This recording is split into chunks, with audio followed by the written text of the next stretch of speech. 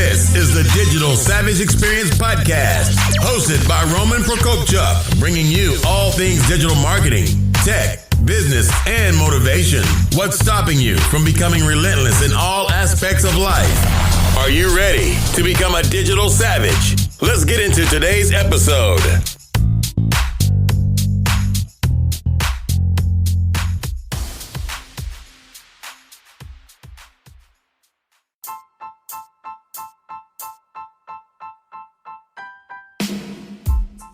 Hey everyone, this is Roman Prokopchuk, and this is the Digital Savage Experience Podcast.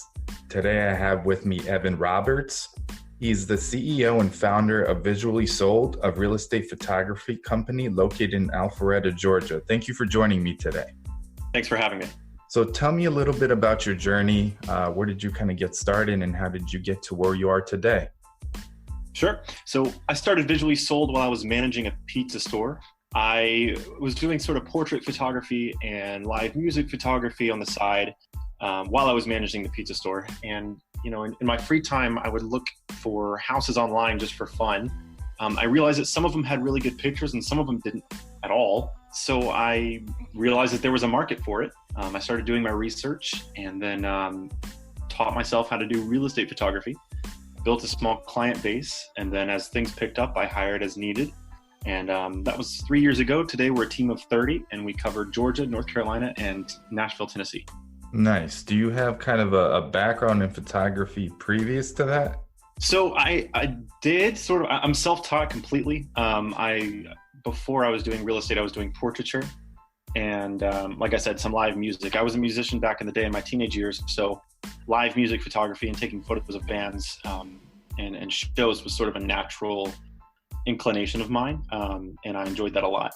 No, that's awesome. So you primarily work in kind of the real estate industry, or do you work with any types of other verticals as well?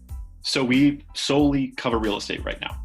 Only real estate. We have been ever since we were founded, and that's our bread and butter. Nice. So in terms of obviously selling a home, the imagery is important. How often do you see real estate agents, real estate companies that don't necessarily implement the kind of right photography to sell the home? And if you are a real estate agent, how do they become a client, and how do they work with you in terms of the process? Sure. So I think I'm seeing an overwhelmingly large amount of real estate agents not use professional photos for their listings. I mean, it's the most valuable thing people sell in their lives. And in order to get attention on the listing, you need to have photos that intrigue people when they're shopping online. It's said that 50% of new home buyers right now start their search online. So it's really absolutely crucial. I'd like to see the number increase. It is increasing now, and it has been over the last 3 years since I started it, the percentage of agents that use professional photography.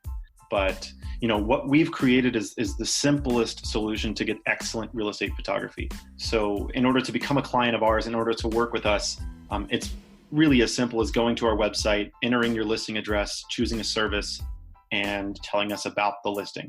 A shoot can be booked in under 2 minutes from us, and one of our professionally trained photographers will be at the appointment at the time and date chosen. No, that's awesome. So what motivates you to succeed? What motivates me to succeed is I want to see what my potential in life is. I want to know what that is. So I don't know if I'll ever get there. I don't know. I think I just want to see myself accomplish something and really reach the finish line of something. I've said it in a couple of other conversations that in my teenage years and in school, I really didn't do well. And this is one thing that I've really put my mind to and really, really dedicated my life to. And I want to actualize it. I want to see what my potential is in this. And I think that's really what motivates me. Oh, that's awesome. I think oftentimes that kind of target along that journey is not a stationary target. So reaching some level of success where you are now, and then obviously 5 and 10 years that may look different, and that may choose or take you to redefine that and pivot or build on it as well. Right. Absolutely. So what's one weakness you may have had in the past that you've turned into a strength and utilized to your advantage today? Really great question. I think one weakness is my lack of leadership experience. That has led me to take maybe some unconventional approaches to leadership. I wish I had some, concrete examples for you there, but I think that really coming at leadership with approach of empathy and understanding people and being able to relate to people has, played to my advantage, I think. And I mean, so far it's been great. It's been really, really tough, especially my age.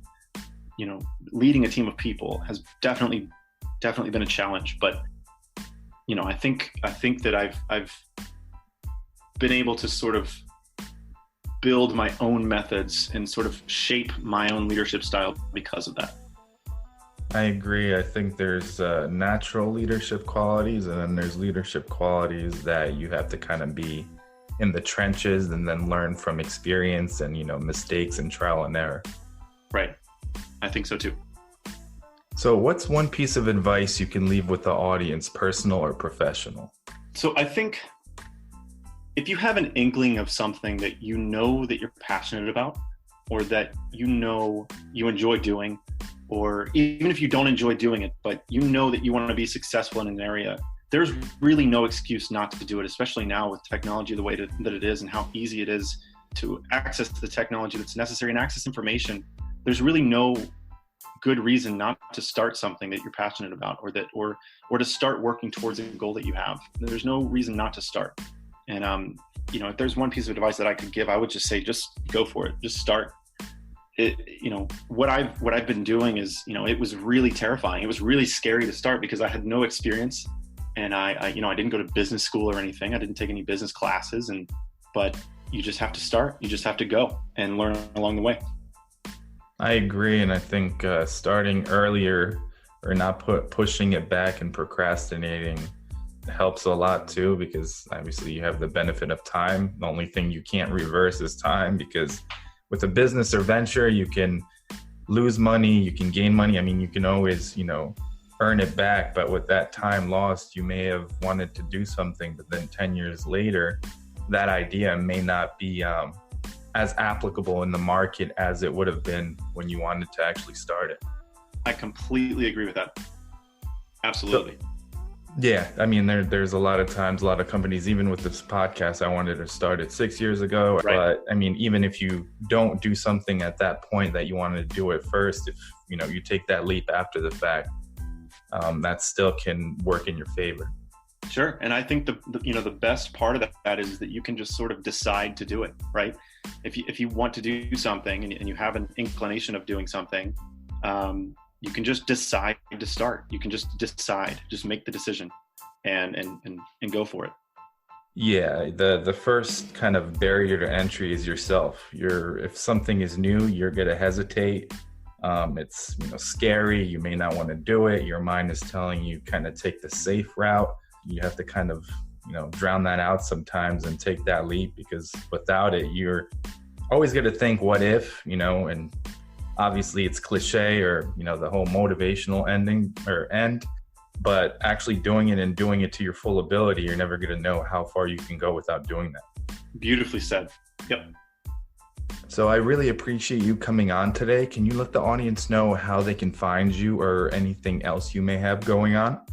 Sure. So you can find my company at visuallysold.com, or just Visually Sold on any social media.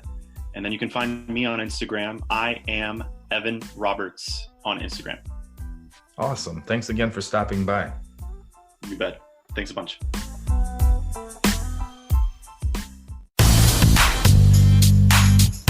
This podcast has been brought to you by Nova Zora Digital.